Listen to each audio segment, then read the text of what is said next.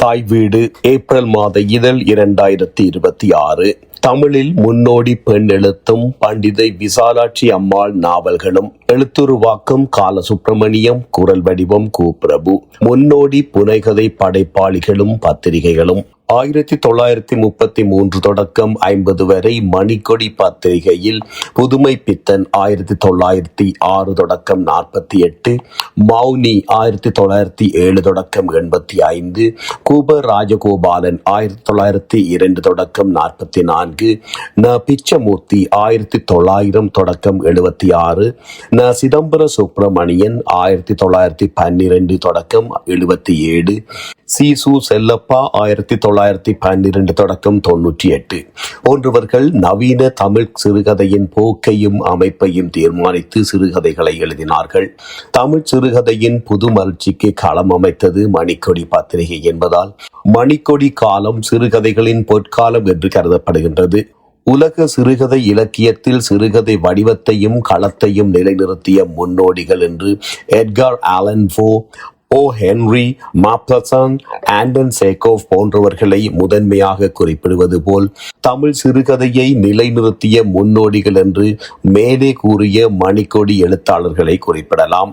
இவர்களில் உலகத்தரத்துடன் இணை வைக்கக்கூடிய சிறுகதைகளை எழுதியவர் புதுமை பித்தன். அதே மணிக்கொடி பத்திரிகையில் சுமார் 18 பெண் எழுத்தாளர்கள் எழுதியிருக்கின்றார்கள் என்றும் இவர்களில் பெரும்பாலானோர் மணிக்கொடியால் கொண்டு வரப்பட்ட அத்தனையும் ஸ்திரீகள் என்ற சிறுகதை சிறப்பிதழிலே எழுதியவர்களே. இவர்களில் மிகச் சிலரே அவ்வப்போதும் தொடர்ந்து எழுதியிருக்கின்றார்கள் என்றும் தெரிகின்றது.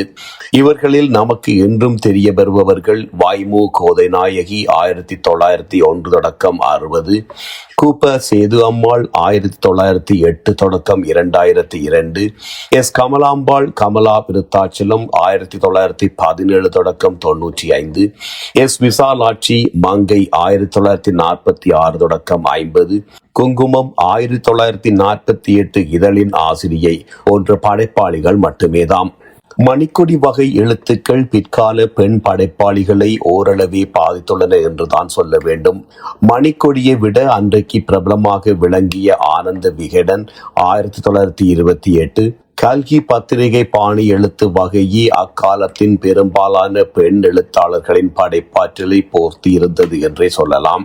இடைப்பட்ட சுதேசமித்திரன் 1891 தொடக்கம் 1970, கலைமகள் 1932 பாணியையும் இவர்கள் அதிக அளவில் கைக்கொண்டார்கள் என்றே தெரிகின்றது. பெண் எழுத்துக்கு முதன்மை தந்தும் பெண்கள் மட்டுமே அதிகம் எழுதியதுமான பத்திரிகைகளாக சுகுண போதினி 1883 தொடக்கம் 88, மகாராணி 1887, மாதர் மித்திரி 1887 தொடக்கம் 88, பெண்மதி போதினி 1891, மாதர் மனோரஞ்சினி 1899 தொடக்கம் 1917, சக்கரவர்த்தினி 1905 தொடக்கம் 16, ஸ்ரீவாணி விலாசினி 1905, கல்பதரு 1917, ஸ்ரீ தர்மம் 1917 தொடக்கம் 36, தர்மஜோதி 1930, தமிழ் பெருமாட்டி, கிரகலட்சுமி, குங்குமம் போன்ற பத்திரிகைகள் தேச விடுதலைக்கு முன்பாக பெண்களின் முன்னேற்றத்திற்கும் பெண் எழுத்துக்கும் முக்கியத்துவம் தந்த வெளிவந்த பத்திரிகைகள் என்று அறிய முடிகின்றது. அமிர்தவசனி 1860, மாதர் மித்திரை 1887-88, பெண் கல்வி 1900, தி இந்தியன் லேடிஸ் மேகசின் 1901 தொடக்கம் 38, தமிழ் மாது, மாதர் போதினி, தமிழ் மகள், ஹிதஹாரணி, சிந்தாமணி, தமிழரசி, ஜெகன்மோகினி, கிரகமணி, மாதர் மறுமணம், நந்தவனம், மங்கை, புதுமை பெண் ஆகிய பத்திரிகைகள் பெண்களால் பெண்களுக்கு முதன்மை கொடுத்து நடத்தப்பெற்றவை என்றும் தெரிய வருகின்றது. தொடக்க கால நவீன புனைகதைகளை வெளியிட ஆரம்பித்த பத்திரிகைகள் விவேக சிந்தாமணி 1892, மாதர் மனோரஞ்சினி 1899 தொடக்கம் 1917, சக்கரவர்த்தினி, ஸ்ரீவாணி விலாசினி, விவேக போதினி, ஹரிதஹாரணி, சிந்தாமணி, ஆனந்த போதினி ஆகியவை. பெண் விடுதலை பற்றிய ஆரம்ப எழுச்சிகள் நடைபெற்ற காலகட்டம் இது. இப்பத்திரிகைகளில் பண்டிதை அசலாம்பிகை அம்மையார் போன்ற சில பெண்கள் கட்டுரைகள் எழுதி வந்தாலும் கதைகளை எழுதியவர்கள் மிக குறைவே. முன்னோடி சிறுகதைகளில் பெண்ணெழுத்தின் பங்கு. தமிழில் சிறுகதை வடிவம் எவரால் முதலில் நிலைநிறுத்தப்பட்டது என்பது குறித்து விவாதங்கள் உள்ளன. வ.வே.சு. ஐயரின் 1881 தொடக்கம் 1925 வரை மங்கையர்க்கரசியின் காதல் என்னும் கதை தொகுதியிலே உள்ள குளத்தங்கரை அரசமரம் என்னும் கதையே முதல் தமிழ் சிறுகதை என்பது இன்றைய இலக்கிய வரலாறு கண்டடைந்த முடிவு.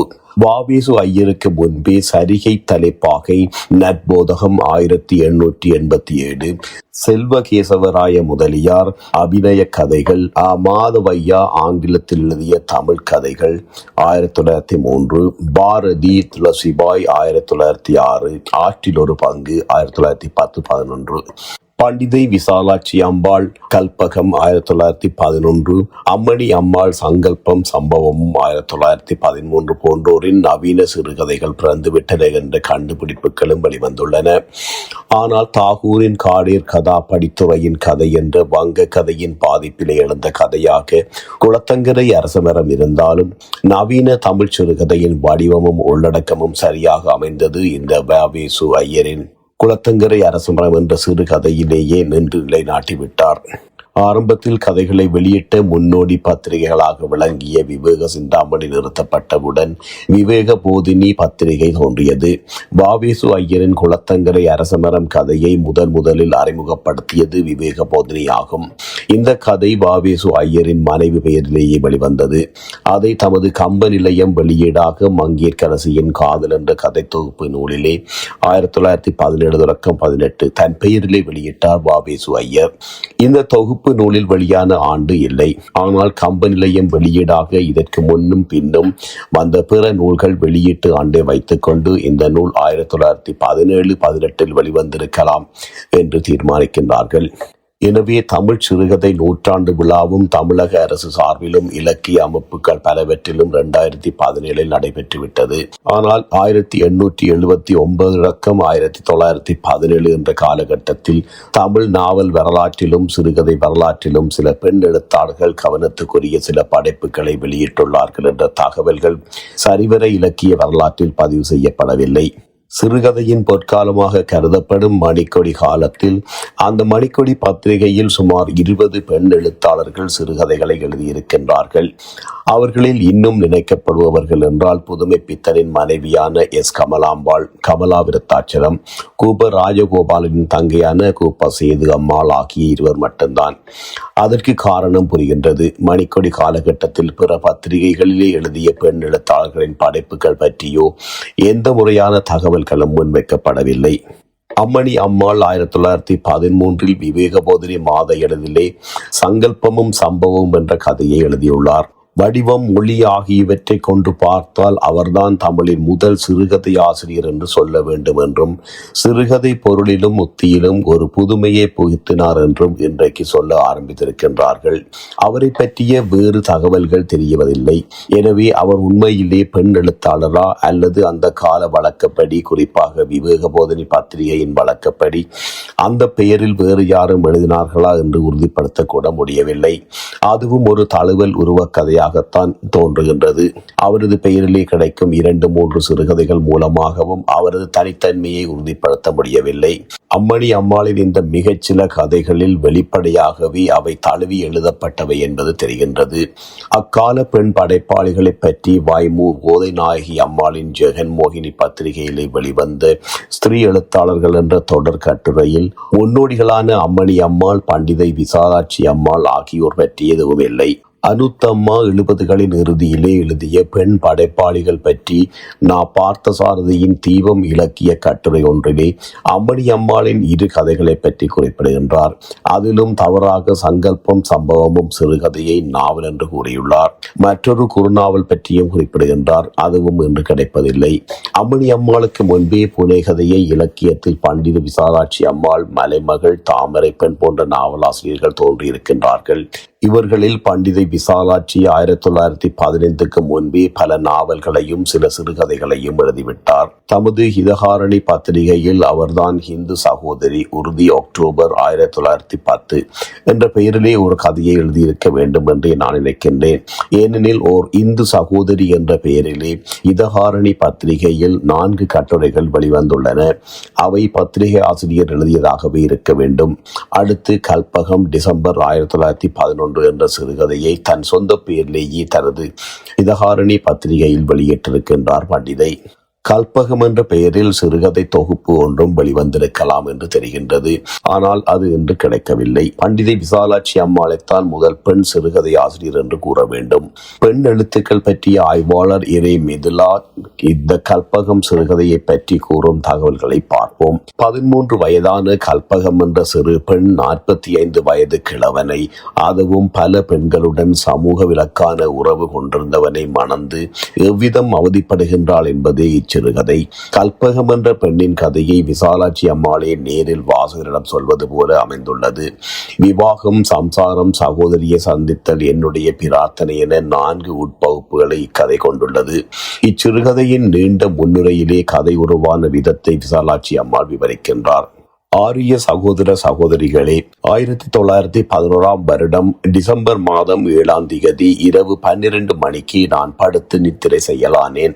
அதுவரை வீட்டு விடயமாய் ஏதோ பேசிக் கொண்டிருந்தேன். தூக்கம் வந்த நேரம் தெரியாது. கண் விழித்துக் கொண்டேன். மணி 3 முறை அடித்தது. 3 மணி என்று அறிந்தேன். அதுவரையில் நான் கண்ட கனவு ஆச்சரியத்தை விளைவிக்கும் என்று தெரிந்து கொள்ளவில்லை. ஓர் அழகிய யுவதி என்னருகிலே உட்கார்ந்து கண்ணீர் பெருக தன் வாழ்நாளின் சம்பவங்களை சொல்லி அழுதாள். அவளுடைய களங்கவற்ற முகம், சத்விஷயங்கள் அடங்கிய இருதயம், வயதுக்கு மிஞ்சின விவேக விசாசர சக்தியும் வைராக்கிய விரதமும் ஞானத்தில் அபிமானமும் என் மனத்தை வசமாகிக் கொண்டன. விழித்தேன். என் கண்கள் நான் படுத்திருந்த மாடியை ஒரு முறை பார்த்து காணவில்லையே என்ற வருத்தத்துடன் சோர்ந்தன. மனம் பதைத்து எவ்விதமாயினும் ஆகுக, கிருதய விஷயங்களை வீணாக்க வண்ணம் எழுதி வெளியிடுவது உசிதம் என்று தூண்டிற்று. அதன் அமிஷ்டப்படியே கல்பகம் என்ற இந்த புஸ்தகத்தை வரைந்து முடித்தேன். என்னுடைய பெரிய சகோதர சகோதரிகளே இதை படித்து ஆலோசிப்பார்களாக என்ற இம்முன்னுரை வாவேசு ஐயர் தம் கதைகளுக்கு எழுதிய பூர்வ பீடிகைக்கு முன்னோடி போல அமைந்துள்ளது.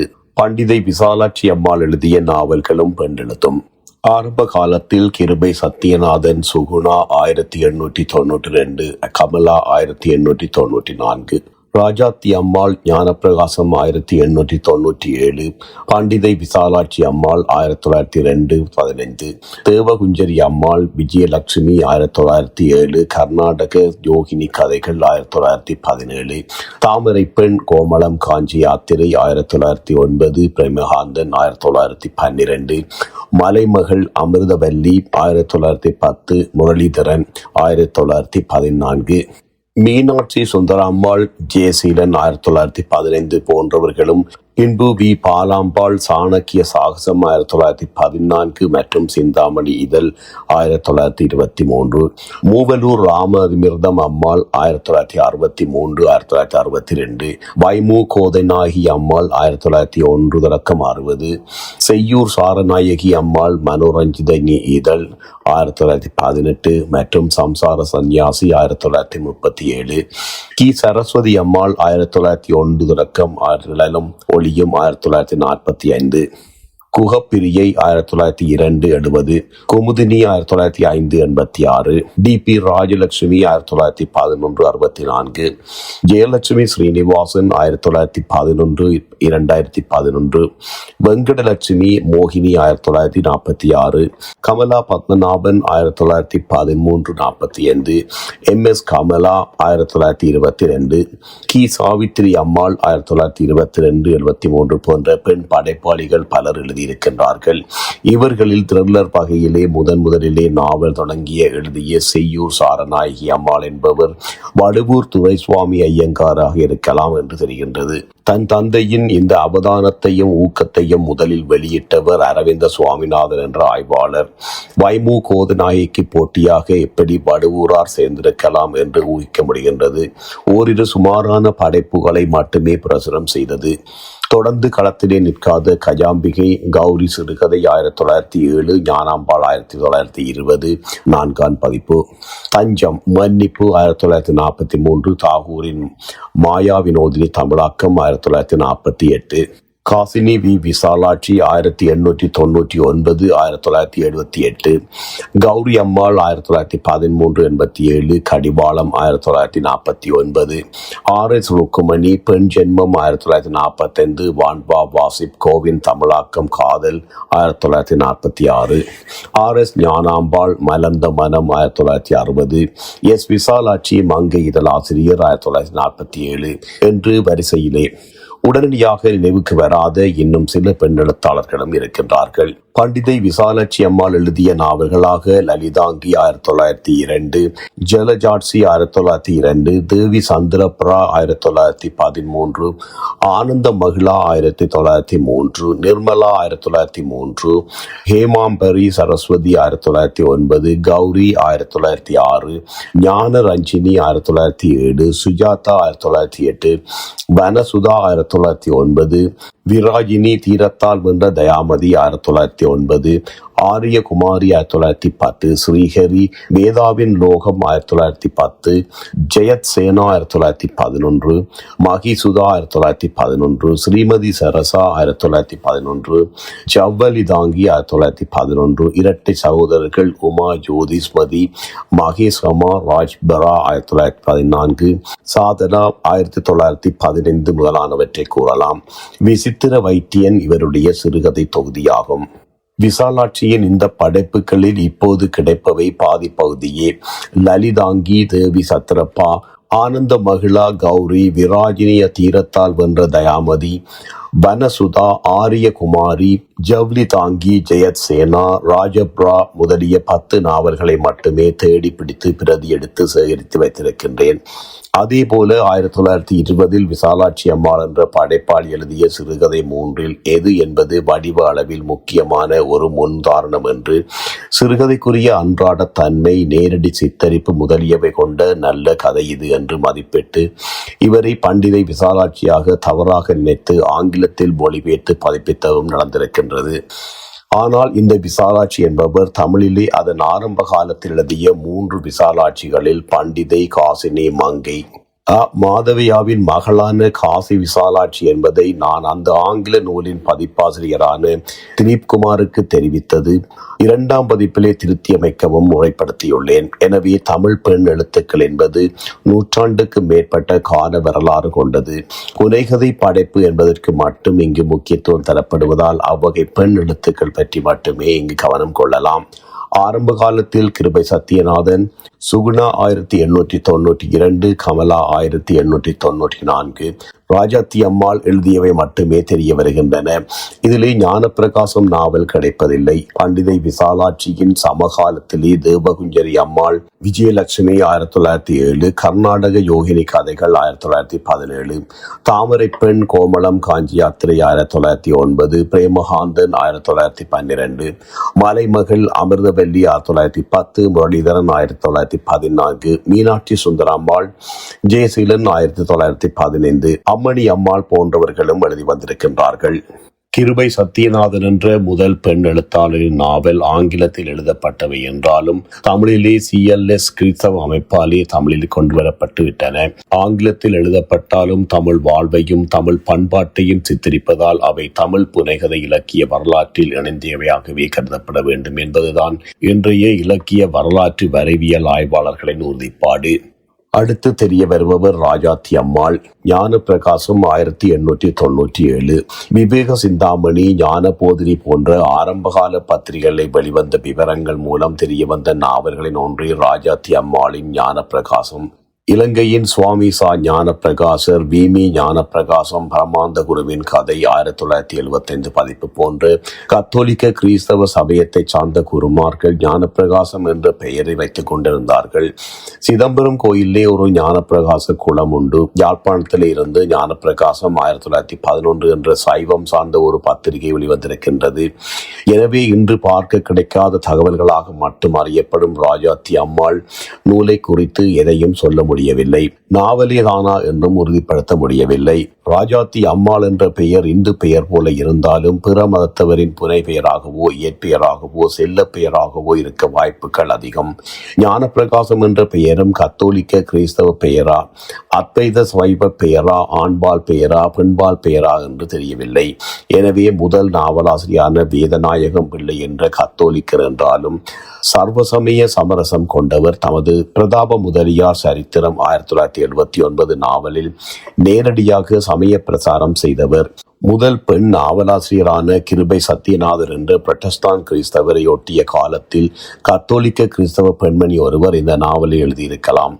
நாவல் முன்னோடிகள் வரலாற்றில் 5வது இடத்திலே குறிப்பிடப்படும் தீம பொன்னுச்சாமி பிள்ளை 1920 ஞானப்பிரகாசம் என்ற நாவலை எழுதியிருக்கின்றார். இவர் தமது சைவ பிரசாரத்தை தமது எல்லா நாவல்களிலும் தனியொரு அத்தியாயத்தை ஒதுக்கி எழுதுபவர் என்ற பெயரை பெற்றவர். 1970களில் பெண் எழுத்தாளர் கூட்டம் திடீரென பத்திரிகை உலகிலே படையென பிரவேசித்த காலமும் பிறந்தது. எல்லா வெகுஜன பத்திரிகைகளும் புதிதாக எழுத வந்த பெண் எழுத்தாளர்களுக்கு முதன்மை அளித்தன. கல்கி போன்ற பத்திரிகைகளிலே ஒரு இதழுக்கு 6 கதைகள் என்று கணக்கிட்டால் அதிலே 3 கதைகள் பெண் எழுத்தாளர்களின் சிறுகதைகள் என்பதை கண்டுபிடிக்கலாம். எனவே முன்னோடிகளை தொடர்ந்து பிற்காலத்திலும் எழுதிய கூப்ப சேது அம்மாள் 1908 தொடக்கம் 2002, கிருத்திகா 1915-2009, கமலா விருத்தாச்சலம் 1917-95, சித்தி ஜனதா பேகம் 1917-1998, லக்ஷ்மி 1921-1987, சரோஜா ராஜமூர்த்தி 1921-1991, அனுத்தமா 1922-2010, ராஜம் கிருஷ்ணன் 1925-2014, ஹப்சிபா ஜேசுதாசன் 1925-2012, விந்தியா 1927-1999, ஆர் சூடாமணி 1931-2010, ருக்குமணி பார்த்தசாரதி 1957 முதல் எழுதும் ஆர் சூடாமணியின் சகோதரி, சி ஆர் ராஜம்மா தேன்துளி 1967, விசாலம் 1932-2022 போன்றொரு புனை கதைகள் இன்று குறிப்பிடத்தக்கதையாக கருதப்படுகின்றன. இவர்களில் கிருத்திகா நாவல்களிலே சாதனைகளை படைத்தவர். நவீனத்துவ காலத்தின் மேதமை கொண்ட முதல் பெண் படைப்பாளர். அம்பைக்கு முன் அம்பைக்கு பின் என்று யுக சந்தியாக வைத்து பெண் எழுத்துக்களை பிரிக்கலாம். இன்றுள்ள பெண்ணிய எழுத்தாளர்கள் அம்பை 1944, காவேரி 1947, சிவகாமி 1957, பாமா 1958, தமிழ்நதி 1966, சு தமிழ்ச்செல்வி 1971, வெண்ணிலா 1971, குட்டி ரேவதி 1974, தமயந்தி 1975 போன்ற புனைகதை எழுத்தாளர்களையும் மலர்ந்து வரும் மிக இளந்தலைமுறை எழுத்தாளர்களையும் பற்றி என்று விரிவாகவும் விவரமாகவும் எல்லோருக்கும் தெரியும். பெண்ணியம், பெண்மை சார்ந்த கதைகள், கட்டுரைகள், ஆய்வுகள் பற்றி பரவலாக இன்று பேசப்படுகின்றது. பின்னவீனத்துவ பார்வையிலும் பெண்ணிய பார்வையிலும் பெண் எழுத்துக்கள் பலரையும் இப்போது திரும்பி பார்த்து கவனம் கொள்ள வைத்துள்ளது. பெண் எழுத்தாளர்கள் என்று பிரித்து பார்க்கும் அரசியல், ஆண் எழுத்தாளர்கள் பெண் எழுத்து பற்றி வைத்திருக்கும் பார்வை, பெண்ணிய எழுத்தாளர்களின் பெண்ணிய எழுத்தின் நிலை போன்றவற்றுக்குள் இப்போது இங்கே செல்லப் போவதில்லை. பெண்ணியம் என்ற சொல் ஃபெமினிசம் என்ற சொல்லின் இன்றைய தமிழாக்கம். மிதவாத பெண்ணியம், தீவிர பெண்ணியம், பின்னவீனத்துவ பெண்ணியம் என்றெல்லாம் பாகுபடுத்தி இதை பார்க்கலாம். பெண்ணின் முன்னேற்றத்திற்கும் மேம்பாட்டிற்கும் வெளிப்பாட்டுக்கும் வழிவகுக்கும் செயற்பாடுகள் அனைத்தையும் இது குறிக்கின்றது. பெண்ணின் தாழ்வற்ற நிலையை மாற்ற முயலும் அனைத்து போராட்ட முறைகளையும் உள்ளடக்கி மனித சமூகத்தில் பெண்ணுக்கு மனித மதிப்பு கிடைக்கப்பாடு வருகின்றது. பெண் என்பதால் ஒருவர் எதிர்கொள்ள நேரும் துயரங்களையும் தடைகளையும் களைய பாடுபடுவது, வாழ்வின் எல்லா தளங்களிலும் ஆண் பெண் இருபாலாரும் இணையானவர்களே என்ற சமத்துவ கருத்தை உருவாக்க போராடுவது என்றெல்லாம் எளிமைப்படுத்தி விளக்கலாம். புனைவுகளின் மூலம் இவைகளை வரலாற்று நடைமுறையிலும் அழகியல் வீச்சோடு யதார்த்தமாக மனதிலே பதிய வைத்து கூர்மைப்படுத்துவது பெண் எழுத்து. ஆண் பெண் சிறுவர் சிறுமியர் ஆகிய எல்லோரும் நிரோற்சவமாக படிக்கும் அறிவையும் புத்தியையும் வளர்க்கக்கூடிய வழியிலே நாவல்களை எழுதுவதில் தாங்கள் புருஷர்களுக்கு எவ்விதத்திலும் சளைத்தவர்கள் இல்லை என்பதை நமது சகோதரிகள் ஆகிய நாவல் ஆசிரியர்கள் காட்டிக்கொள்ள முன்வருவது ஒரு சுப சுகம் என்றே நாம் கருதுகின்றோம். சுதேசமித்திரன் 31/8/1935. என்ற ஆரம்பகால பெண் எழுத்தை பெரிய மனது வைத்து பாராட்டிய போக்கு இருந்துள்ளது. பொதுவாகவே பெண் எழுத்தாளர்களால் புதிய மாற்றம் கொண்டுவரப்பட்டதாகவோ ஆண்களுக்கு ஈடாக சக்தி வாய்ந்த எழுத்துக்களை வெளியிட்டு வந்ததாகவோ காண முடியவில்லை என்ற குற்றச்சாட்டு எப்பொழுது தேய்ந்து மறைந்துவிட்டது.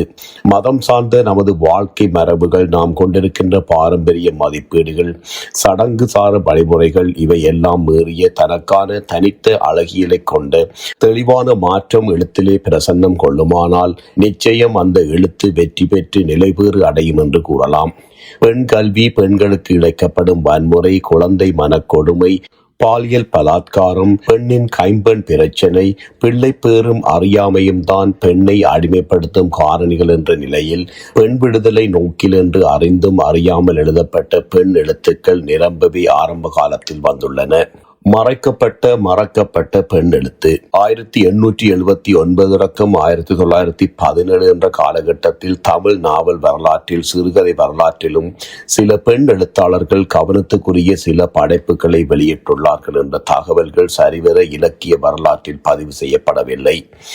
அக்கால பெண் படைப்பாளிகளை பற்றி வைமு கோதைநாயகி அம்மாளின் ஜெகன்மோகினி பத்திரிகைகளை வெளிவந்த ஸ்திரீ எழுத்தாளர்கள் என்ற தொடர் கட்டுரைகளில் முன்னோடிகளான கிருபை சத்தியநாதன், ராஜாத்தி அம்மாள், பண்டிதை விசாலாட்சி அம்மாள், மலைமகள், தாமரை பெண், தேவகுஞ்சரி அம்மாள், அம்மணி அம்மாள் ஆகியோர் பற்றி எதுவுமே இல்லை.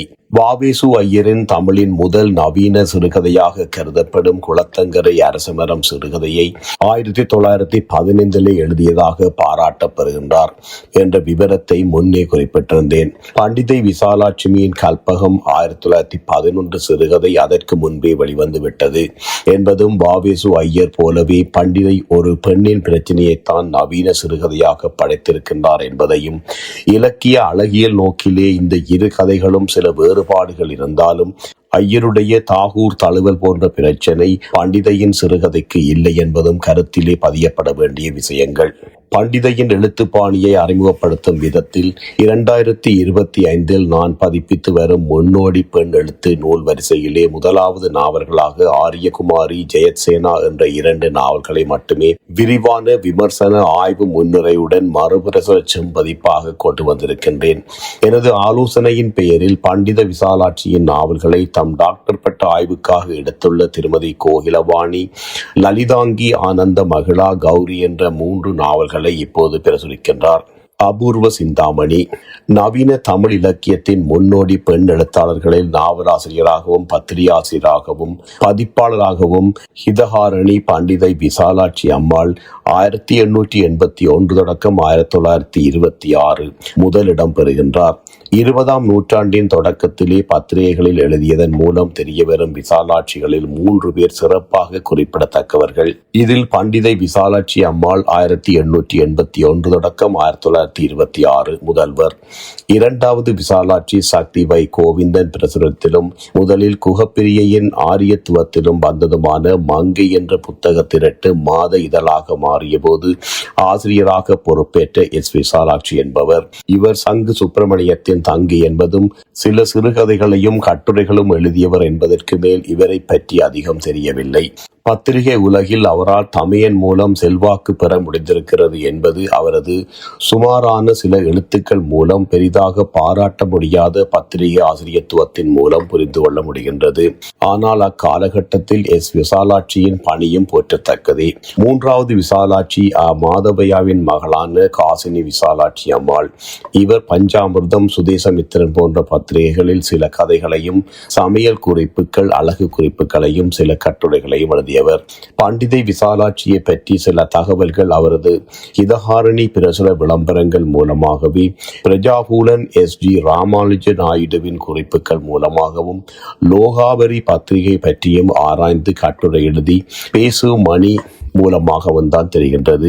டாக்டர் ஈரே மிதிலா பெண் எழுத்து, டாக்டர் மு பழனியப்பன் விடுதலைக்கு முந்தைய பெண்ணின் நாவல்கள் ஆகியவை இன்றைய ஆய்வாளர் மேற்கூறியவர்களின் தகவல்களை ஒட்டியே தம் குறிப்புகளை எழுதியிருக்கின்றார்கள். எனவே பண்டிதையின் வாழ்க்கை பற்றி மிகச் சில செய்திகளே நமக்கு கிடைத்துள்ளன. நண்பர் சீனிவாசனின் சகோதரி கோகிலவாணி கார்த்திகேயன் சென்னை திறந்த பல்கலைக்கழகத்தில் டாக்டர் பட்டத்துக்கு சென்றபோது அவருக்கு பண்டித விசாலாட்சி அம்மாளின் படைப்புகளை ஆய்வுக்கு எடுத்து வழிகாட்டி அவர் மூலம் ரோஜா முத்தையா நூலகத்திலே விசாலாட்சியின் நாவல்களை பிரதி எடுத்து வைத்தேன். ஆய்வாளர்களுக்காகவே இந்த நூல்கள் போன்றவை எளிய ஆய்வு மூலங்களையும் பெற ஒத்துழைக்கின்றன. லண்டனிலே காலனிய கால தமிழ் நூல்களை பற்றி ஆங்கில துறையிலே டாக்டர் பட்ட ஆய்வு செய்யும் ஆதவன் என்ற நண்பர் மூலம் பிரிட்டிஷ் நூலகத்தில் சில அபூர்வமான நூல்களை பிரதி செய்ய முடிந்தது. இங்கு இல்லாத பண்டிதை விசாலாட்சியின் சில நூல்கள் பிரிட்டிஷ் நூலகத்தில் இருப்பதாக தெரிகின்றது. ஆனால் அங்கும் ஹிதகாரணி கிடைக்கவில்லை. அரசு ஆவண காப்பகத்தில் இருந்த 2 ஹிதகாரணி தொகுப்புகளே இரே மிதிலா பார்த்திருப்பதாக தெரிகின்றது. அந்த 2 தொகுதிகளில் இன்று தமிழனின் முதல் சிறுகதைகள் இருந்த முதல் தொகுப்பை நான் எவ்வளவு தேடியும் கண்டுபிடிக்க முடியவில்லை. மாயமாய் மறைந்துவிட்டது. பண்டிதையின் நூல்கள் இலக்கிய ரீதியில் எவ்வளவு சிரமப்படுத்தலுக்கு தகுதியானவைதாமா என்றால் இலக்கிய வரலாற்றில் சமூகவியல் பெண்ணியல் நோக்கில் இவை முக்கியமானவை என்றே சொல்வேன். பண்டிதை விசாலாட்சியின் வாழ்வும் படைப்பும் 1881ஆம் ஆண்டு வெங்கடாய ராமையர் சுப்புலட்சுமி தம்பதிகளுக்கு ஒரே ஒரு மகளாக விசாலாட்சி பிறந்தார். எங்கு பிறந்தார் என்று தெரியவில்லை. அநேகமாக மைசூர் சமஸ்தானத்தில் இருக்கலாம். நல்ல இசை பேரறிஞராக விளங்கிய வெங்கடராமையர் தஞ்சாவூர், புதுக்கோட்டை, எட்டயபுரம், ராமநாதபுரம், மைசூர் ஆகிய சமஸ்தானங்களில் வித்துவானாக இருந்திருக்கின்றார். மைசூர் மன்னரின் சபையிலே ஆஸ்தான வித்துவனாகவும் விளங்கியிருக்கின்றார். தம் மகளை கல்வியிலே சிறந்தவளாக்கினார். தமிழ், கன்னடம், சமஸ்கிருதம், ஆங்கிலம் ஆகிய மொழிகளிலே தேர்ந்தவளாக்கினார். வீணை, ஓவியம், தையல் போன்ற லலித கலைகளிலே வல்லவளாக்கினார். வழக்கம் போல சிறு வயதிலேயே விசாலாட்சிக்கும் அவர் அத்தை மகனுக்கும் திருமணம் நடந்தது. சில நாட்களிலேயே கணவன் ஏதோ நோயின் காரணமாக அகால மரணம் அடைந்து விட்டான். எனவே 14 வயதிலே கணவனை இழந்தார் விசாலாட்சி. அந்நிலையில் பல எதிர்ப்புகளை சமாளித்து பெண்களுக்கான மைசூர் மகாராணி கல்லூரியிலே பட்டப்படிப்பை முடித்தார். அந்த கல்லூரியிலேயே ஆசிரியராக பணியாற்ற வாய்ப்பு கிடைத்த போதும் அதை அவர் ஏற்கவில்லை. விசாலாட்சிக்கு இளமையிலேயே பத்திரிகைகள், புத்தகங்கள், நாவல்கள் படிப்பதிலும் கதை எழுதுவதிலும் அதிக ஆர்வம் இருந்தது. நாவல் எழுதுவது பெண்களுக்கு அழகல்ல என்ற எண்ணமுடையவர் அவரது தந்தை வெங்கடாமையர். இதையும் மீறி லலிதாங்கி என்ற நாவலை எழுதி அன்றைக்கு முதன்மையான பத்திரிகையாக இருந்து வந்த லோபோகாரி வார இதழுக்கு அனுப்பி வைத்திருந்தார். அந்த இதழ் சுமார் 1900 வாசகர்களை பெற்றிருந்தாக அதன் 1932ஆம் ஆண்டில் வெளிவந்த ஒரு இதழிலே ஒரு குறிப்பு உள்ளது.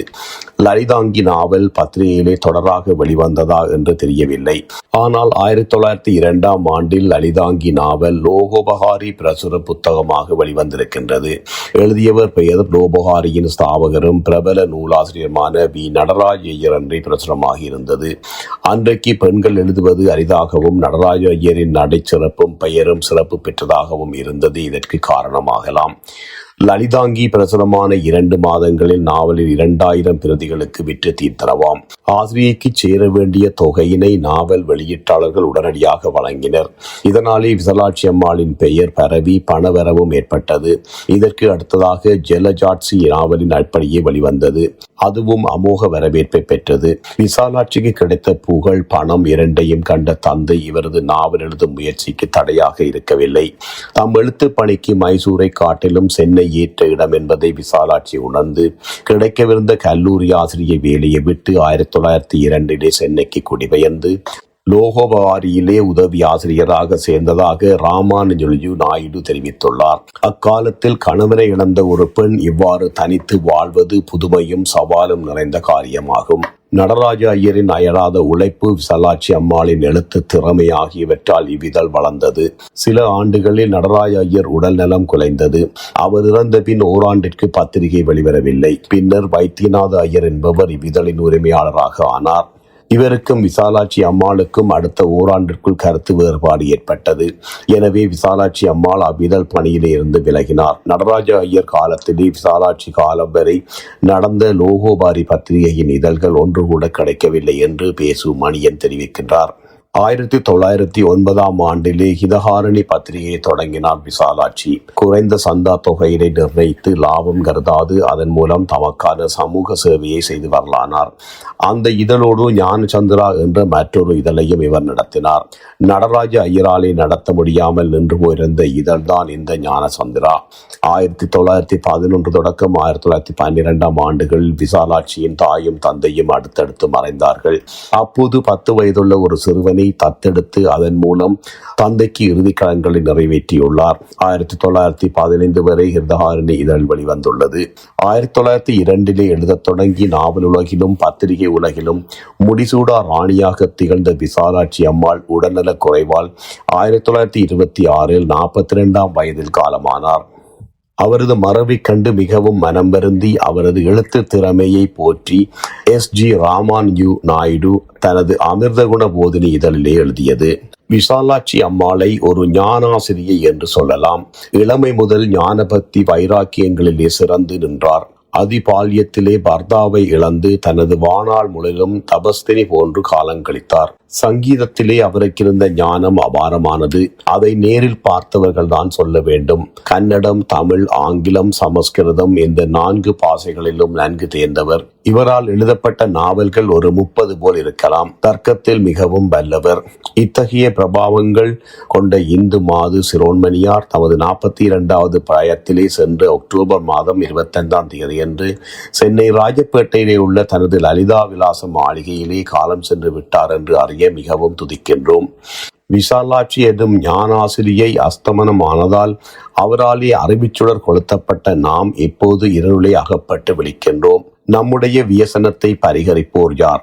பகவானே, உம்முடைய யோசனையும் காரியமும் அற்ப மனிதர்களாகிய எங்களால் அறிய முடியுமா? மிக சொற்ப வயதில் அதி சீக்கிரத்தில் ஜீவன் பிரிந்தது பரம துக்கத்துக்கிடம். பத்திரிகை உலகத்துக்கும் முக்கியமாக ஸ்ரீ சமூகத்திற்கும் அவரது அந்நியம் அளப்பெரிய பெரும் நஷ்டமாகும். ஞானகலா விசாலினியாகிய இவ்வம்மையின் எதிர்பாராத வியோகத்தை நினைக்குந்தோறும் நம்முடைய மனம் துக்கத்தால் மூடப்படுகிறது. ஆகவே இச்சமயம் எதுவும் எழுதத் தோன்றவில்லை. அவரது குடும்பத்தாருக்கு நமது அனுதாபம். பண்டிதையின் காலத்தில் எழுதி வந்த மலைமகள், தாமரை பெண் ஆகியோருக்கும் அவருக்கும் இடையிலான சில தொடர்புகளை மட்டும் தேவை கருதி இங்கே பார்க்கலாம். தாமரை பெண்ணின் நாவல்கள் எதுவும் இப்போது கிடைப்பதில்லை என்பதால் தாமரை பெண் என்ற புனைப்பெயரில் எழுதிய ஒரு பெண் எழுத்தாளரை பற்றி பண்டிதையின் பார்வையை சிறிது விரிவாகவே இங்கு பார்த்து விடுவோம். ஹிதஹாரணி இதழிலே புஸ்தக வரவு பகுதியிலே தாமரை பெண் என்ற எழுத்தாளர் எழுதிய கோமளம் காஞ்சி யாத்திரை என்ற நாவலின் மதிப்புரை ஒன்று ஆசிரிய சமூக சாதி பின்னணியை குறிப்பிட்டு எழுதப்பட்டுள்ளது. அத்துடன் நாவலின் சிறப்பினை பட்டியலிட்டு அதன் மூலம் ஆசிரியை ஊக்கப்படுத்தியுள்ளது. கோமளம் காஞ்சி யாத்திரை இப்பெயர் கொண்ட ஓர் அழகிய புஸ்தகம் தாமரை பெண் என்ற நாமம் பூண்ட பிராமண மாதால் எழுதப்பட்டு வெளிவந்திருக்கிறது. இதிலே இந்துக்கள் ஸ்தல யாத்திரை, புத்திர வாஸ்தவம், பதி பக்தி, குருபக்தி, தெய்வ பக்தி, குருமார்களின் கிருகிணிகளை நடத்தும் உத்தம மார்க்கம், வித்தியா சாதனம் முதலியவைகள் விசேஷமாய் அடங்கியுள்ளன. ஸ்ரீ வைணவர்களின் சம்பிரதாயங்களும் அவர்களின் அபிப்பிராயங்களும் சகோதர பிரதி வாஸ்தவங்களும் உத்தியோக விமர்சைகளும் விவரமாய் எழுதப்பட்டிருக்கின்றன. நமது நாட்டு ஸ்ரீகள் உத்தம வித்யாபாசம் செய்து தங்கள் புத்தியை சத் விஷயத்திலே வெளியிட்டு காட்டுவது மிகவும் சிலாய்க்கத்தக்கதே ஆகும். நாகரிக காலத்து ரமணிகள் தங்கள் காலத்தை வீணிலே கழிக்காமல் தங்களை போன்ற சகோதரிகளும் மக்களும் தேசத்து நன்மை தரும் விஷயத்திலே செலவிடுவார்களானால் நமது நாடு அதிசீக்கிரத்தில் அபிவிருத்தி அடையும் என்பதில் சந்தேகம் உண்டோ? படிப்பதற்கு அடையாளமாக கிரந்தம், உபன்யாசம், உபாத்தியாயனி முதலிய தொழில்களை நமது சகோதரிகள் கையாடி வருவார்களாகவும் புஸ்தகம் சுமார் 200 பக்கம் கொண்டதாயும் 8 அணா விலையுடனும் தமிழ்நாடு சகோதர சகோதரிகள் அவசியம் வாங்கி படித்து கிரந்த கர்த்திரியை புரோத்சாகப்படுத்துவார்கள் என்று நம்பியிருக்கின்றோம். கிருதாயினி, ஜூன் 1909. இதிலே பெண் கல்வியும் எழுத்தறிவும் மத சமய சபிரதிகளை கற்று அதன்படி நடந்து அதையே பிற பெண்களுக்கு போதிக்க பயன்படுவது உன்னதமாக காட்டப்பட்டிருக்கிறதை காணலாம். தாமரை பெண்ணின் மற்றொரு நாவலின் அறிமுகம் ஹிதஹாரணியிலே புஸ்தகங்களின் வரவு பகுதியிலே இடம்பெற்றுள்ளது. பிரேமகாந்தன். இது கோமளம் காஞ்சி யாத்திரை எழுதின தாமரை பெண்ணாலே தமிழில் வரையப்பட்ட ஓர் கதையாகும். தற்கால நாகரிகமும் சிநேகத்தின் பலமும் தர்மத்தை எண்ணி வாழ்பவருக்கு நன்மையே கிட்டும் என்பதும், ஸ்திரீ புருஷர்களின் மனம் ஒன்றுபட்டால் மனிதர்களால் மாற்ற முடியாமல் தம்பதிகளின் இஷ்டம் போல மனம் செய்து தீர வேண்டும் என்பது இதிலே அடங்கியுள்ள. இதன் விலை 12 அணா. வாங்க விரும்புவோர்கள் ஹிதகாரணி ஆபீஸுக்காவது அல்லது கிரந்தகாரரிடமாவது பெற்றுக்கொள்ளலாம். இவ்விதம் ஓர் பெண் எழுத்தாளரின் படைப்பிலேயே முயற்சிகளை தொடர்ந்தும் ஹிதகாரணி ஆசிரியர் விசாலாட்சி அம்மாள் ஊக்குவித்ததும் ஆதரித்ததும் அக்காலகட்டத்தில் மிக முக்கியத்துவம் வாய்ந்ததாகவே கருத வேண்டும். மலைமகள் என்ற பெண் எழுத்தாளர் பற்றி பண்டிதை ஏன் எதுவும் சொல்லவில்லை என்று தெரியவில்லை. மலைமகளின் அமிர்தவல்லி 1910 நாவலின் ஆசிரியை முன்னுரையிலே இப்புத்தகத்தை அச்சிடுவதற்கு மிகுந்த சிரமம் எடுத்துக்கொண்டு பல விதத்திலே உதவி செய்த மாது ஸ்ரீ பண்டிதை விசாலாட்சி அம்மாள் அவர்களுக்கு கடவுள் அனுக்கிரகம் பரிபூரணமாய் உண்டாகும்படி பிரார்த்திக்கின்றேன் என்று நன்றி தெரிவித்துள்ளார். மலைமகள் தனது முன்னோடியான பண்டிதை விசாலாட்சியின் நாவல்கள் பற்றியும் தம் முரளிதரன் நாவலிலே பாத்திரத்தின் கூற்று மூலம் கவனப்படுத்தியுள்ளார். ஒரு பெண் எழுத்தாளர் தமது கதையிலே இடம்பெறும் கதாபாத்திரம் ஒன்றின் மூலம் சமகால சற்று மூத்த மற்றொரு பெண் எழுத்தாளரை தம் கதையோட்டத்திலே சாமர்த்தியமாக புகுத்தி குறிப்பிடுவதையும் மதிப்புரையாகவே கொள்ளலாம். வந்தவர் நாற்காலியின் பக்கத்திலே வந்து குட் மார்னிங் என்று கூறவே அவள் திடுக்கிட்டு எழுந்து நின்றாள். என்ன, வந்தவனை கூட திரும்பி பாராமல், வாசிப்பு மிக பிரமாதமாக இருக்கிறதே, அப்படி சுவாரஸ்யமாய் என்ன படித்துக் கொண்டிருக்கிறாய் என அவள் நன்னாருக்கு காலம்புற போட்டு போன உடுப்பை கூட கலட்டி வைக்காமல், இதென்ன கேள்வி, இது விசாலாட்சி அம்மாள் போட்ட புஸ்தகம் என்று மத்தியானம் ஒருத்தன் வாசலிலே விலைக்கு கொண்டு வந்தான். அவளும் நம்மளைப் போலவே பொம்மநாட்டிதானே, என்னதான் எழுதியிருக்கிறாள் பார்ப்போம் என்று வாங்கினேன். படிச்சாலும் படியாதாலும் வித்தியாசம் இல்லையோ, அப்போ கையில் எடுத்தவள், இப்போ நீங்கள் வந்தப்புறம்தான் மூடினேன். போர்மா விவரம், இனிமேலாகியும் உடுப்பு கலட்டலாமா என்றாள். முரளிதரன் பக்கம் 9. மலைமகளை பற்றி முன்னோடி பெண் எழுத்து வரிசையிலே மலைமகளின் முரளிதரன் நாவலை பதிப்பித்து முன்னுரையிலே பல தகவல்களை அளித்துள்ளேன். தேவையானோர் அங்கே மற்றதை பார்க்கலாம். ஆரிய குமாரியும் ஜெயத் சேனாவும். இனி நான் மறுபிரசுரம் செய்த பண்டிதையின் 2 நாவல்களை பற்றி மட்டும் விரிவாக பார்க்கலாம். எனக்கு கிடைத்த பண்டிதை விசாலாட்சி அம்மாளின் நாவல்களில் ஓரளவு அவரை பிரதித்துவம் செய்ய படைப்புகளாக ஆரியகுமாரி 1910, ஜெயத் சேனா 1911 ஆகிய 2 படைப்புகளை மட்டும் தேர்ந்தெடுத்ததற்கு சில நியாயங்களை கூறலாம் என்றாலும், இன்றைய வாசகர்களை குறைந்தபட்சம் இவை வாசிக்க வைக்கும் என்பது எதிர்பார்ப்பாகும். அவரது முதல் 2 நாவல்களும் சுவாரஸ்யமானவை என்றாலும் அவை வங்க நாவல்களின் பாதிப்பில் எழுந்தவையாக இருக்கலாம் என்றும் எழுத பயிற்சிக்காக முயன்றிருக்கலாம் என்றும் சந்தேகம் எழுகின்றது. என் வசம் உள்ள அவரது பிற்கால நாவல்களில் ஆரியகுமாரி, ஜெயத் சேனா, ராஜபரா ஆகியவையே படிப்பதற்கு ரசமானவையாய் எளிமையானவையாய் சிறு நாவல்களாய் தோன்றின. ஆரியகுமாரி 1910. ஜி.சி. லோகநாதம் பிரதர்ஸ் கார்டியன் அச்சுக்கூடத்திலே 1910 முதல் பதிப்பாக வந்த ஆரியகுமாரி நாவல் 2000 பிரதிகள் அச்சடிக்கப்பட்டதாக தெரிகின்றது.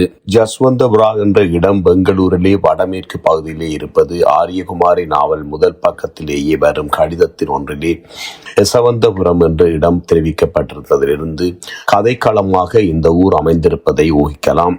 மேலும் மைசூரிலே வளர்ந்தவர்கள் விசாலாட்சி அம்மாள் என்பதால் இந்த இடம் கதைக்களமாக விளங்குவதன் காரணம் புரிகின்றது. புது நகரம் என்று பின்பகுதி கதையிலே வருவது பெங்களூருக்கு அருகிலே உள்ள ஒரு நகரமாகலாம். பண்டிதையின் ஆரம்பகால நாவல்களிலே வங்காள ஊர்களே பெரிதும் வந்திருக்கின்றன. சில சமயம் ராஜபுதனம், அரிதாக சென்னை போன்ற நகரங்களும் வருவதுண்டு. மற்றபடி முன் நாவல்களின் வழக்கம் போல வங்காளத்திலும் கர்நாடகத்திலும் தமிழகத்திலும் அதிகம் விளங்கும் கிருஷ்ணகுமார், கரிகுமார், ஆத்மநாதன், கலாந்தகன், கலிங்கேசன், சகடகன், பிங்களன், துக்ஷீலன், பீமன், மோகனதாஸ், கிருஷ்ணதாஸ் போன்ற வடமொழி பெயர்களே ஆரியகுமாரி நாவலிலே வருகின்றன. பருவ பெய்தாமை காரணமாக மனதளவில் கணவன் மனைவியாக வரிந்து கொண்டு வாழ்ந்தாலும் வெளிப்படையான திருமணம் நடக்க ஓராண்டிருக்கும் நிலையில் காதலன் சாஸ்திரப்படியாக தீவிர பிரம்மச்சாரியத்தை கடைபிடிக்க வேண்டிய கட்டாயத்துடன் இமயமலைக்கு பகுதிக்கு செல்ல நேர்ந்து விட்டதால் அவனை பிரிய மனமில்லாமல் முடியாமல் முரண்டு பிடிக்கின்றாள் காதலி. கதை ஆரம்பத்தில் இந்த பிடிவாத போக்கு வாசகருக்கு சலித்து காட்டப்படுவதன் நோக்கம் கதையின் பிற்பகுதியிலே பிரிந்திருக்கும் கட்டாயத்துக்கு ஆளான அவளை வில்லனாக வரும் ஆத்மநாதன் பலவித தொல்லைகளை விளைவிக்கும் போதே விளக்கம் பெறுகின்றது. பண்டிதை விசாலாட்சி அம்மாளின் நாவல்களை நான் பதிப்பித்த முறை பற்றி இங்கே சிறிது சொல்ல வேண்டும். கிறந்த எழுத்துக்கள் பலதையும் ஆசிரியை அக்கால வழக்கப்படி வடமொழி சொற்களுக்காக பயன்படுத்தி இருக்கின்றார். அவைகளில் இன்று அவசியமற்ற உறுத்தலாக தெரியும் ச ஷ ஆகிய இருவரி வடிவங்களை மட்டும் உச்சரிப்பு மாறவில்லை என்பதால் கூடியவரை தவிர்த்திருக்கின்றேன். மற்ற கிறந்த எழுத்துக்களை அப்படியே விட்டிருக்கின்றேன். லோகோபகாரிய ஆசிரியை வி நடராஜ ஐயர் 1895 1906 வடமொழி சொற்களை மிதமற்று கலந்து எழுதும் நடை பிரசித்தி பெற்றவர். அவருடைய வழிகாட்டுதலை பெற்ற விசாலாட்சி அம்மாள் தாமும் இடைக்கால நாவல்களில் அளவுக்கு அதிகமாக வடசொற்களை கலந்திருக்கின்றார். அதற்காகவும் மரபான பெண்ணின் பெருமையை சித்தரித்ததற்காகவே சிங்காரி பீடத்தால் பண்டிதை என்ற பட்டத்தை பெற்றிருக்கின்றார்.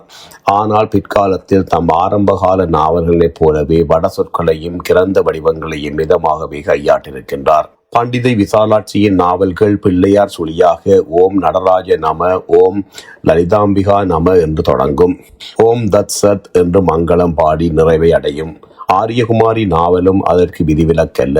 ஆரியகுமாரி நாவலில் பரிச்சேதம் என்று அத்தியாயத்தில் குறிப்பிடப்பட்டுள்ளன. பரிச்சேதம் என்றால் சிறு பகுதி, பார்ட் டிவிஷன். பண்டிதையின் சில பிற்கால நாவல்கள் மட்டும் இப்பகுதியை பார்க்கலாம். பதி சேவையே பெண்ணின் பிறவி பயன் என்பதான கதை கருக்களை விசாலாட்சி அம்மாளால் பயன்படுத்தப்பட்டுள்ளன. அக்கால வழக்கம் இதை மீறியதும் அல்ல. கணவனை பிரிந்து பரிதவித்திருத்தல், அதனால் மற்றவர்களால் அவளுக்கு வரும் சங்கடங்கள், கணவன் இடையிலே மாயமாக மறைந்து விடுதல், மாறுவேடத்தில் வந்து தேவையில்லாமல் பல சாகசங்களை செய்து முடிவிலே அவளை ஆட்கொள்ளுதல் என்ற கதையாட்டமே விசாலாட்சி அம்மாளின் நாவல்களில் அனைத்து நாவல்களிலும் தொடர்ந்து வருகின்றது. ஆரம்ப நாவல்களில் பெண்ணும் பிரதாப முதலியார் சரித்திர ஞானாம்பாள் போல மாறு வேடங்கொண்டு சாகசங்கள் புரிகின்றாள். ஆனால் பிற்கால நாவல்களில் பெண்ணின் சாகசத்துக்கு பதில் ஆணின் மாறுவேட சாகசமே பிரதானமாகின்றது. விசாலாட்சி அம்மாள் கணவனை இழந்ததும் மன வாழ்க்கை கனவானதும் அதை பற்றிய கற்பனை உலகம் விவரித்தும் பெண்கள் கல்லூரியில் படித்து பிறகு தனித்து துணிச்சலாக சென்னை வந்தது எழுத்து பத்திரிகை பதிப்பு விற்பனை என்று சாகசங்களை புரிந்ததும் அவரது நாவல் கதை கருக்களில் எத்தகைய விளைவுகளை ஏற்படுத்தின என்ற ஆராய்ச்சி விமர்சனம் படைப்பியலின் ஆற்றலை குறைத்து மதிப்பிடுவதாக தோன்றினாலும் சிறிதே கவனத்துக்குரியதுதான். இருண்ட கால நாவல்கள் என்று சொல்லப்படுபவை பல மாடாதிபதிகளும் தமிழ் பண்டிதர்களும் ஜட்ஜுகளும் அரசாங்க உயர் அதிகாரிகளும் ஆராய்ச்சி அறிஞர்களும் கல்வியாளர்களும் புகழ்பெற்ற அரசியல்வாதிகளும் பலப்பட்ட பாராட்டி வரவேற்று ஆராய்ச்சி எடுத்திருக்கின்றார்கள். குறிப்பாக தமிழ் பண்டிதர்கள் ஆராய்ச்சி அறிஞர்கள் ரெஜினால்ட் வகை ரொமான்ஸ்களையே இலக்கியமாக ஆராதித்திருக்கின்றார்கள். அந்த வகையிலே தான் தாங்களும் எழுதியிருக்கின்றார்கள். ஆரம்பகால நவீன இலக்கியத்தின் மீதான ரசனை விமர்சன அளவுகோல் அவ்வளவுதான். அடுத்து பத்திரிகை தொடர்கதைகள் தாம் ஆதிக்கம் செலுத்தின. பிற்காலத்தில் தான் வெகுஜன எழுத்து, ஜனரஞ்சக எழுத்து, சீரிய இலக்கிய எழுத்து என்று பாகுபாடுதல்கள் பிறந்தன. சிருங்கேரி சங்கார மடாதிபதி சந்தான சரஸ்வதி சுவாமிகள் விசாலாட்சி அம்மாளின் நிர்மலா நாவலை சிலாகித்து பாராட்டுதல்களை தெரிவித்திருக்கின்றார். அப்பாராட்டை பிரக்யாதி பெற்ற ராஜபகதூர் தமஸ்யாய ஐயங்கார் லோகோபகாரியின் சாப் எடிட்டருக்கும் அறிவித்திருக்கின்றார். சிருங்கேரி மடம்தான் விசாலாட்சி அம்மாளுக்கு பண்டிதர் ரத்னா என்ற பட்டத்தை வழங்கியிருக்கின்றது என்றும் தெரிகின்றது. இவரை போலவே அசலாம்பிகை அம்மையார் போன்ற சில பெண் எழுத்தாளர்கள் பண்டிதை பட்டம் வாங்கியிருக்கின்றார்கள். விசாலாட்சி அம்மாள் பிறகு பண்டிதை என்ற பட்டத்தை, நாவலிஸ்ட் என்ற பட்டத்தையும் தொடர்ந்து தம் நாவல் முகப்புகளிலே பயன்படுத்தியுள்ளார். ஜெயத் சேன 1911. ஆரியகுமாரி நாவலின் கதை களத்தை ஏறக்குறைய ஒத்ததுதான் ஜெயத்சேன நாவலின் கருத்துக்களம். இரண்டிலும் மாண்டு போனதாக கருதப்பட்ட கணவர் மாறுவேடத்திலே வந்து சாகசங்கள் புரிந்து தம் நாயகிகளை மீண்டும் அடைந்து அவர்களை பதிசேவை என்ற மோட்சத்திற்கான கைக்கொள்ள வைக்கின்றார்.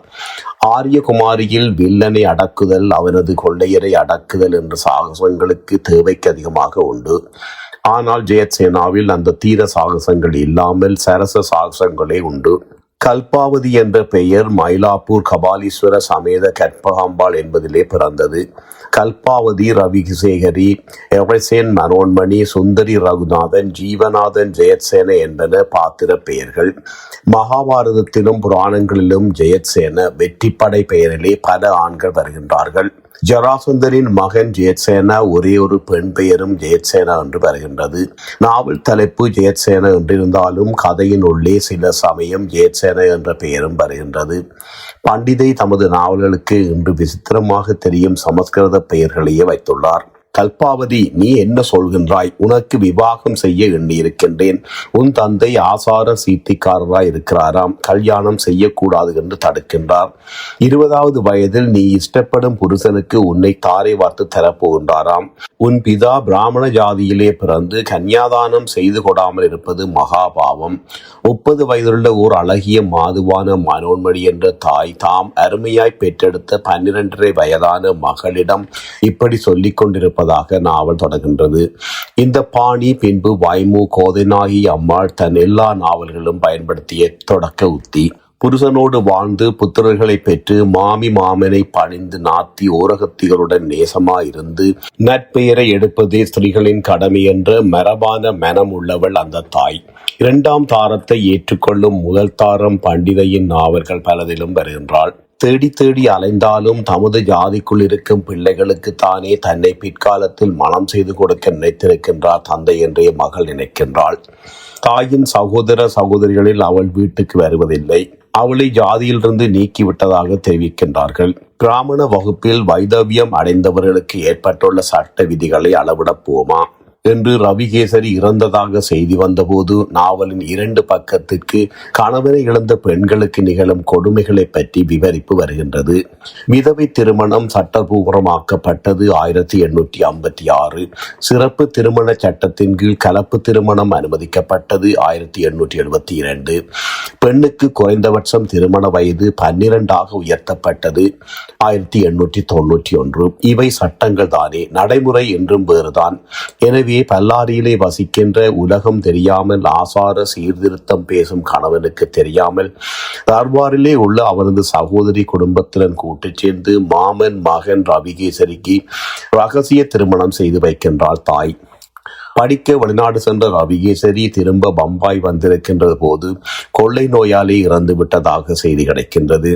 மரணத்தில் இருந்து டாக்டர் ஒருவலாலே தப்பிய ரவிகேசரி உரு தெரியாமல் உடல் மாறியிருந்தால் ரவிகேசரியின் ஆரியர் நண்பன் ஜீவநாதனாக தற்போது சென்னையிலே இருக்கும் கல்பாவதியை சந்திக்கின்றான். தான் மரணமடைய போவதாகவும் ஜீவநாதனை திருமணம் செய்து சந்தோஷமாக வாழும்படியும் கணவன் எழுதிய கடிதத்தை கொண்டு திகைக்கின்றாள் கல்பா.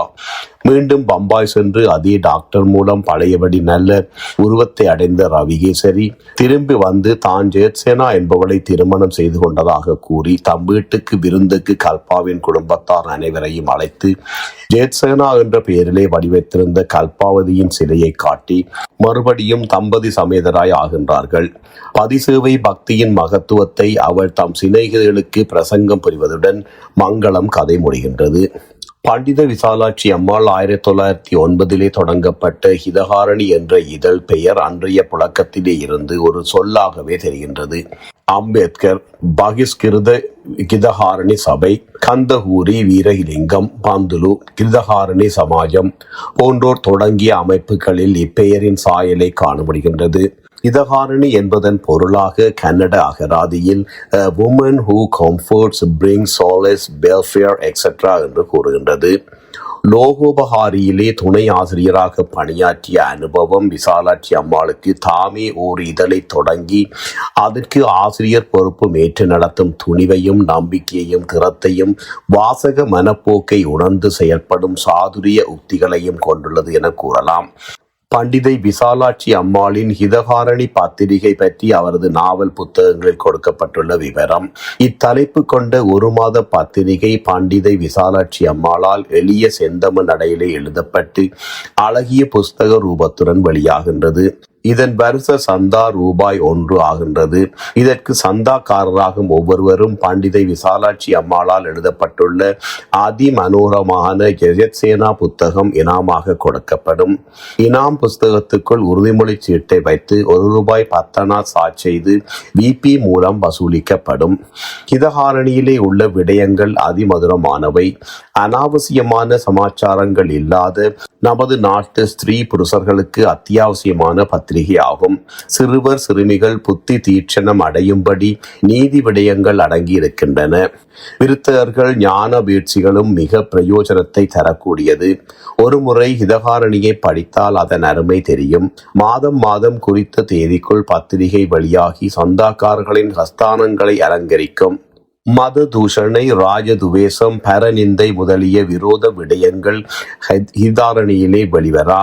தேச சேமம், ஜனங்க நன்மை, வித்யா விருத்தி, இகபர சாதகமான முக்கிய விடயங்கள், மகான்களின் திவ்ய சரித்திரங்கள், வேதாங்க ரகசியம், பலதேச வர்த்தமானம், மகிமை பெற்ற ஸ்தலங்களின் மூலகாரணம், சத்தியத்தின் மகிமை, தர்மத்தின் பெருமை, விவகாரத்தின் பலன், ஆசாரத்தால் உண்டாகும் ஆரோக்கிய பாக்கியம், ஈஸ்வர பக்தி, இத்யா விஷயங்கள் வெகு அழகாயும் ரசமாயும் எழுதப்பட்டு கிருதஜாத்தியத்தை விளைவிக்க கொண்டிருக்கும் மோக பாசத்தால் அலையும் மனதை ஓர் நிலையிலே நிறுத்தும் மார்க்கத்தை போதிக்கின்றது. நிம்மி 4 பாரம் கொண்டது. உயர்ந்த கிளேஸ் காகிதத்தில் முத்து கோர்த்தது போல் புதிய எழுத்துக்களால் அத்தியபுத விஷயங்கள் அடங்க பெற்று ஹிதஹாரணி சோபிக்கும். 32 பக்களை கொண்ட ஹிதஹாரணி வருஷ முடிவில் 400 பக்கங்களுள்ள ஓர் அழகிய புத்தகமாய் ஜொலிக்கும் என்பதற்கு தடையுண்டோ? இதன் சந்தாகாரர்களுக்கு 8 பெருமான சத் விடயங்கள் அடங்க பெற்று ஒரு அழகிய கதை புத்தகம் ஒவ்வொரு வருடமும் இனாம கொடுக்கப்படும். ஜனங்கள் படித்து ஆனந்திக்க வேண்டும் என்பதே எமது நோக்கமானதால் குறைந்த சந்தோஷம் பிரசோத்மகார புத்தகம் ஏற்படுத்தப்பட்டன. ஆரிய சிரோன்மணிகளும் பாஷாபிமானிகளும் வித்யாவிலாசிகளும் கனதனவான்களும் இதை அன்போடு ஏற்று எமது பிரயத்தனம் சார்த்தகம் ஆகும்படி செய்வார்கள் என்று நம்பியிருக்கின்றோம். புத்தகத்தின் விலையாகிய 8 கழித்தால் பத்திரிகை வருஷம் முடிய ₹1 வருவென்பதை நாம் சொல்லவும் வேண்டுமா? ஹிதஹாரணியில் 6 மனோகரமான உத்தம ரமணிகளின் சரித்திரம் வெளியாகும். அவைகளின் பெயர் ராஜசேகரி, கல்பவல்லரி, கவிகுஞ்சரி, லாவண்ய ரேகா, இந்திரநீலா, ரசி வசனி. அநேக வருஷகாலம் ஹிதஹாரணி பிரயோசனப்படும் என்பதற்கு சந்தேகம் உண்டோ? விதேச சரித்திர வர்த்தகமானங்கள் வெகு சுவாரஸ்யமாயிருக்கும். ஆரியகுல சிரோன்மணிகளும் ஹிதஹாரணியை அபிமானித்து ஆதாரிக்கும்படி பிரார்த்திக்கின்றோம். ஹிதஹாரணியை பற்றி மிக விரிவாகவே ஆரியகுமாரி புத்தகத்தின் பின் இணைப்பிலே தகவல்களை தந்துள்ளேன். என்னிடமுள்ள பண்டிதையின் பிற 8 நாவல்களை பற்றியும் பின்னொரு முறை விரிவாக எழுதுவேன். தமிழ் நாவல் இலக்கிய வரலாற்றில் அபூர்வ சிந்தாமணியான அவருக்கு ஒரு இடத்தை ஒதுக்கி பெருமைப்படுத்துவதை இன்றைய விமர்சகர்கள் வழக்கமாக கொள்ள வேண்டும். குறைந்தபட்சம் வைமு கோதைநாகி அம்மாளுக்கு கொடுக்கும் பாராட்டுக்களையாவது இவருக்கு கொடுக்க வேண்டும். நன்றி.